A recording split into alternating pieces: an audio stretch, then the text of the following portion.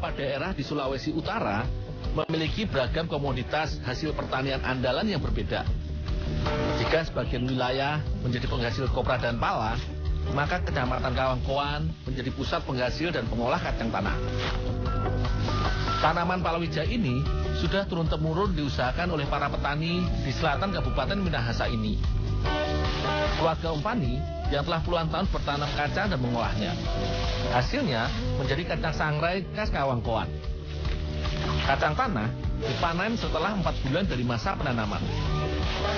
Setiap batang hanya menghasilkan beberapa butir kacang. Sangat berbeda jika kacang tumbuh saat musim hujan. Semua kacang yang sudah dipanen dikumpulkan pada satu tempat untuk dipisahkan antara kacang dan batangnya. Ini juga menjadi tahapan penyortiran pertama, di mana aku hanya mengambil kacang yang baik dan berisi.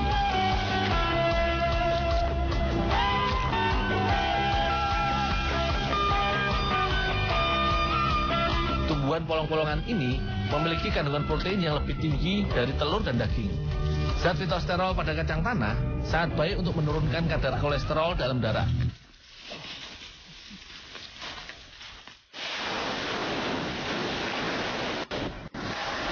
Kacang yang sudah bersih dari batangnya dijemur terlebih dahulu sebelum digoreng.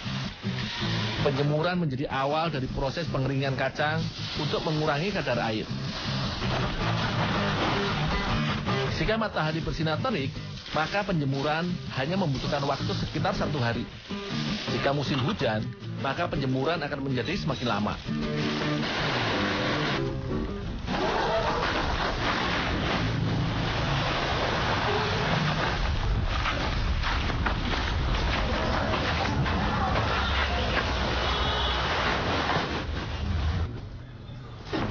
Kacang Kawangkoan merupakan kacang tanah yang disangrai atau digoreng tanpa minyak dengan media pemasakan berupa pasir, sehingga juga disebut kacang panggang pasir. Tidak hanya di Sulawesi Utara, beberapa daerah lain di Indonesia juga menggunakan cara ini untuk memasak kacang tanah. Contohnya kacang siobuk di Sumatera Utara.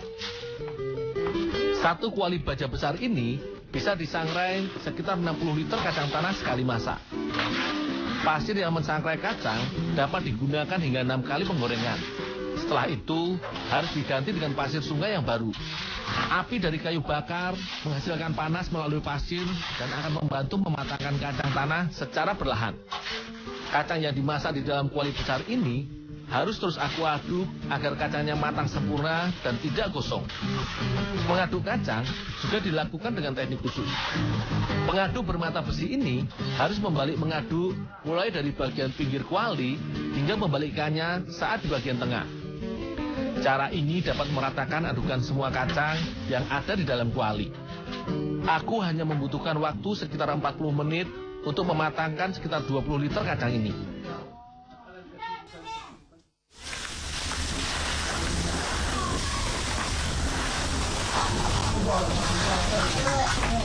Sebelum dikemas, kacang disortir terlebih dahulu untuk membuang kacang yang rusak karena proses pemanggangan. Penyortiran juga dimaksudkan untuk memastikan kualitas kacang yang dihasilkan benar-benar baik, sehingga tidak mengecewakan para pelanggan.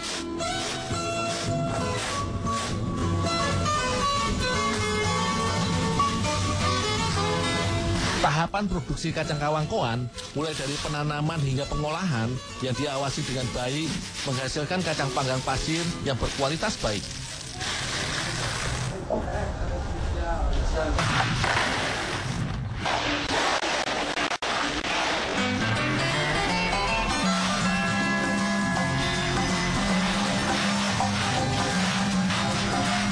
Beragam jenis olahan makanan berbahan kacang juga menjadi usaha rumahan yang dilakukan warganya. Sebelum diolah, kacang harus disortir terlebih dahulu agar menghasilkan bahan baku kacang goyang yang berkualitas baik. Kacang ditampi agar kulit ari terbuang, kemudian memilah kacang dan membuang kacang yang rusak.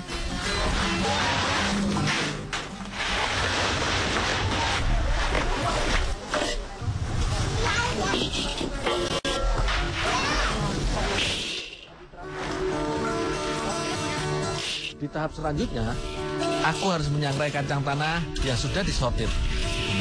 Kacang diaduk terus-menerus agar semua bagian matang merata dan tidak gosong.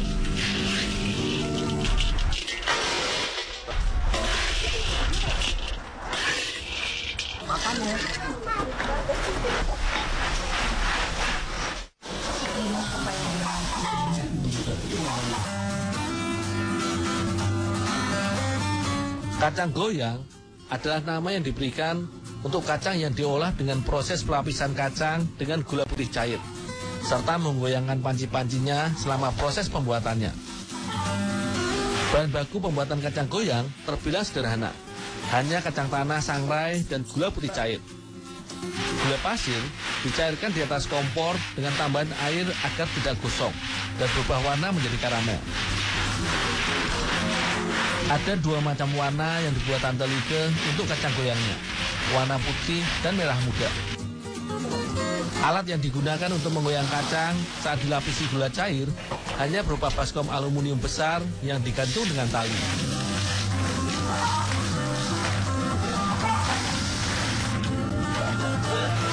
Kacang yang sudah disangrai kemudian digoyang-goyangkan di atas kompor dengan api kecil. Proses ini untuk memanaskan kacang agar gula putih cair yang akan dicampur mudah untuk melekat pada kacang. Kacang yang sudah panas terus digoyang-goyangkan sembari menambahkan gula sedikit demi sedikit. Selama pemasakan, panci aluminium ini harus tetap digoyang-goyangkan agar kacang goyang yang dihasilkan mempunyai bentuk yang bagus. Hasil seperti inilah yang membuat kacang goyang menjadi unik dan istimewa. Untuk memasak 1 liter kacang tanah, maka diperlukan 1 liter gula pasir cair, serta digoyangkan dalam panci selama setengah jam.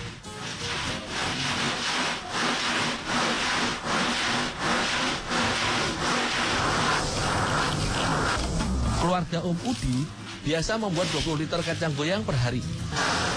Produksi usaha rumahan ini akan meningkat 3 kali lipat saat hari besar agama seperti Lebaran dan Natal, serta Tahun Baru. Dalam 1 bungkus kacang goyang terdiri atas campuran kacang berwarna merah muda dan putih. Kacang goyang dijual dengan harga bervariasi, tergantung besarnya kemasan. Untuk kemasan 1 liter ini, kacang dihargai sebesar Rp50.000 per bungkus. Manisnya kacang goyang telah sangat melegenda. Bahkan pemasarannya sudah mencakup Pulau Sulawesi hingga Pulau Jawa. Hasil yang manis untuk usaha yang manis.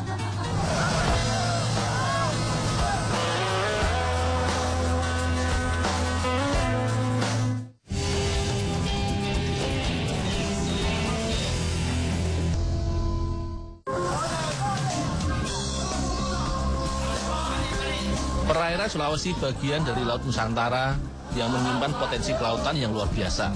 Pertemuan arus antara Samudra Pasifik dan Laut Sulawesi membuat Laut Utara Indonesia ini kaya akan nutrien yang menjadi tempat hidup ribuan spesies ikan.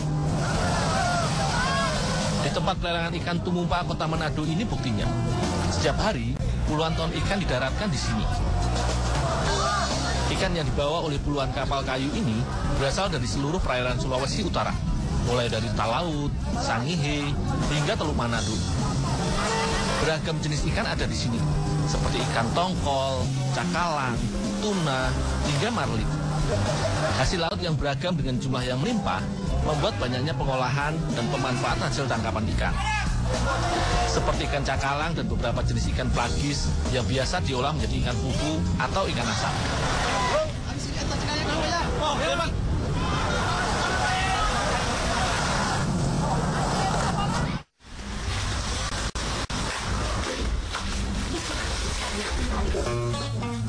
Di Desa Talawan Bajo, Minahasa Utara, warga telah lama menjadikan usaha pengasapan ikan sebagai sumber penghasilan. Ikan cakalang yang baru didapat dari nelayan langsung dibersihkan agar bisa diasap atau dalam bahasa Minahasa, bafufu. Isi perut dan insang ikan dibuang dengan cara membelah perut dan mengeluarkan isinya. Ikan selanjutnya dibelah menjadi 2 dan dipisahkan dari tulangnya.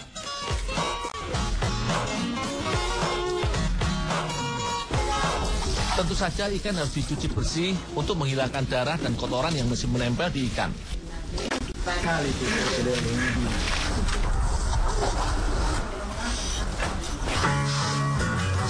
Sebelum difufu, ikan dijepit bilah bambu agar daging tidak rusak saat diasap. Satu bagian ikan yang sudah dibersihkan dibelah bagian tengahnya tetapi tidak sampai putus. Kedua sisi ikan diberi penyangga berupa potongan bambu halus yang ditusuk melintang dan diberi penjepit panjang sebagai pegangan. Cakalang yang bernama Latin Katsumonus pelanis atau merupakan salah satu jenis ikan tuna yang berukuran sedang. Kandungan protein dan omega 3-nya terbilang tinggi. Sangat baik bagi anak-anak yang masih dalam masa pertumbuhan.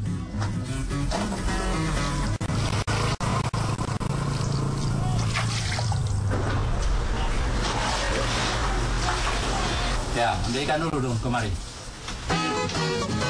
Ikan yang sudah ditusuk bambu langsung diletakkan di atas para-para untuk meniriskan airnya.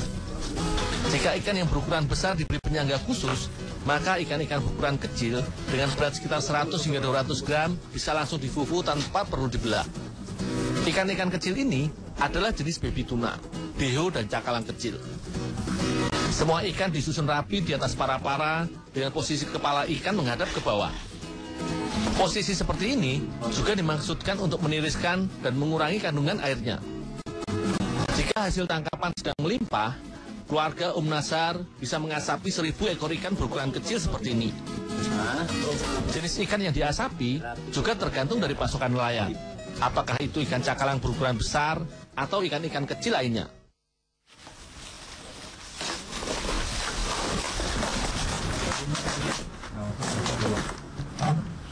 Jika para-para sudah diisi penuh dengan ikan, maka proses pengasapan sudah bisa dimulai.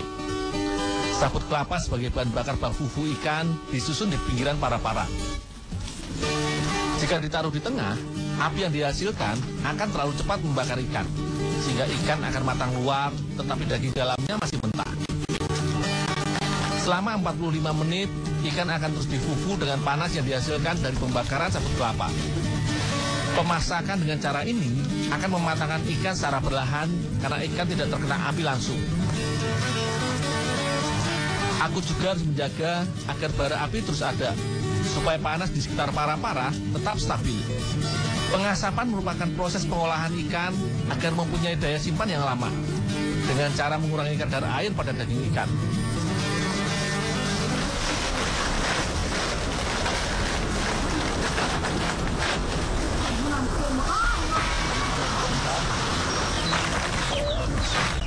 Ikan fufu masak jika ikan sudah berubah warna menjadi coklat keemasan.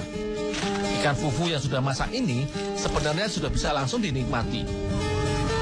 Tetapi bersama Tante Sanunang, aku akan mengolah ikan cakalang fufu ini menjadi masakan khas Minahasa, yaitu abon cakalang. Masakan abon bagi warga Talawan Bajo berarti ikan cakalang suwir yang digoreng dan ditumbuhi rempah-rempah. Daging cakalang fufu aku suwir kasar. Tidak perlu terlalu halus agar tidak hancur saat dimasak.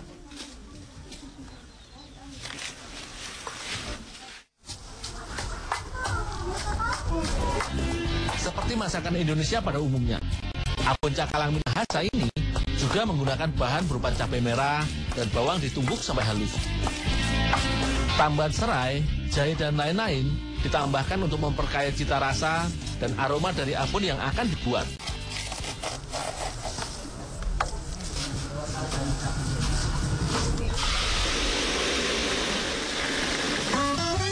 Sebelum dimasak menjadi abon, daging ikan cakalang digoreng hingga garing.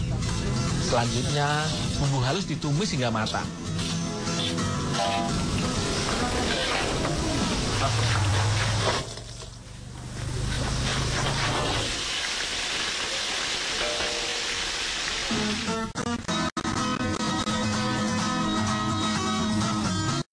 Kemudian, cakalang goreng dicampurkan dan diaduk sampai merata.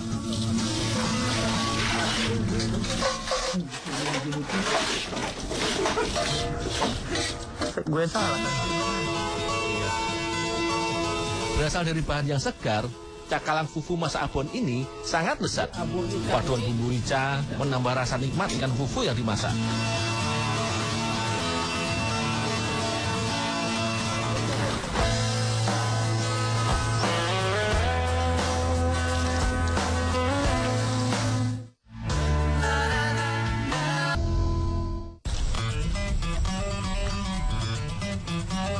Danau Linau terletak 27 km dari ibu kota Manado, Sulawesi Utara. Danau ini memiliki warna yang berubah-ubah, mulai dari hijau, biru, hingga coklat. Perubahan warna danau seluas 34 hektar ini disebabkan adanya kandungan belerang dan mineral di dasar danau yang terbias oleh sinar matahari.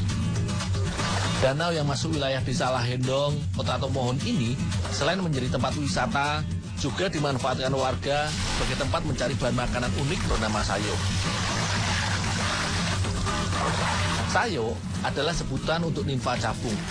Biasa hidup di bawah tumbuhan air yang banyak terdapat di pinggir Danau Linau.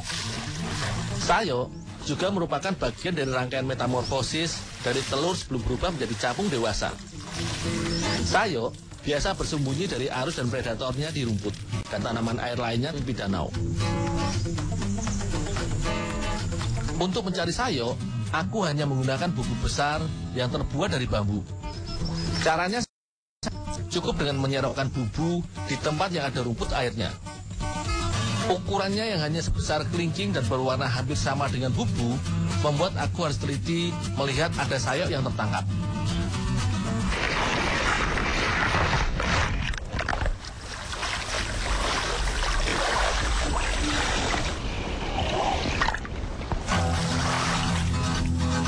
Pagi hari adalah saat yang paling pas untuk mencari sayo.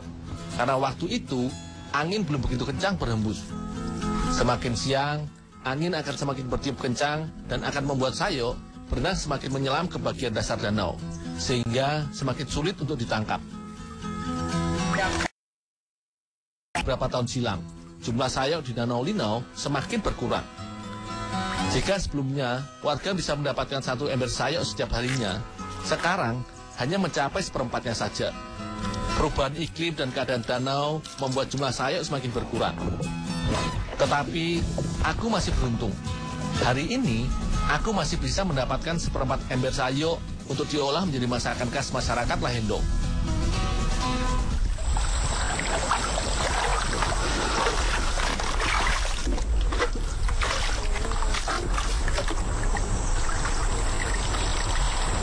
Semua bagian sayo bisa dikonsumsi. Hanya saja capung muda ini masih harus Masyarakat Minahasa memang terkenal dengan beragam kuliner yang berbahan hewan yang tidak biasa, seperti paniki atau kelelawar. Sama seperti hewan lainnya, mungkin tidak semua daerah yang memanfaatkan sayo sebagai bahan masakan. Tetapi di Tomohon, sayo sudah sejak lama dijadikan sayur.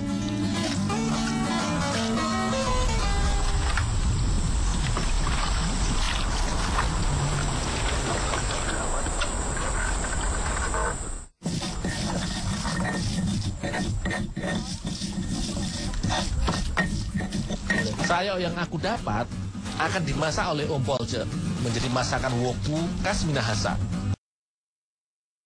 Beras yang menjadi ciri masakan Minahasa terdiri atas rica atau cabai yang ditumbuk bersama jahe dan bawang. Campuran rempah-rempah ini tidak hanya menghasilkan rasa pedas, tetapi juga mengandung kapsaisin sebagai stimulan penambah nafsu makan.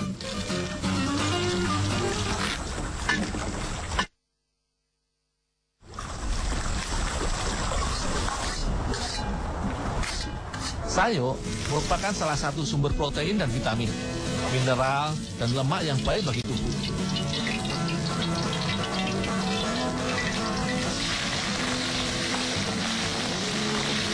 Yang perlu diwaspadai, mengkonsumsi serangga seperti sayo mungkin bagian orang seperti saat mengkonsumsi udang atau lobster.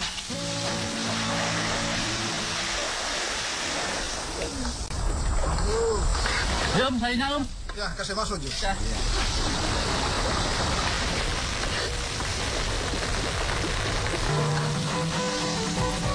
Sayo dicampurkan ke dalam bumbu woku yang sudah ditumis harum. Hanya butuh sekitar 5 menit untuk mematangkan sayo dalam bumbu woku.